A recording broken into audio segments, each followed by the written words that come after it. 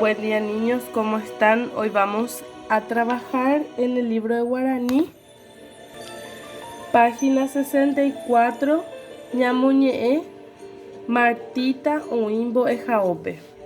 Vamos a hacer una lectura oral, solamente vamos a hacer lectura oral de este texto, Martita oimbo ejaope. Vamos a leerle a alguien de la familia para que pueda escuchar nuestra lectura. Y van a hacerlo de la siguiente manera. Martita oimbo ejaope. Komita kuña'i akarahuembyky héra Martita. Imbo'ehára Eulalia ombo'eporãiterei. Martita hory ha heta iñangirũ.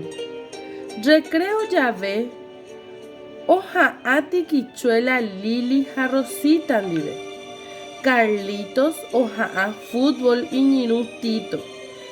Mili ha Lina ndive.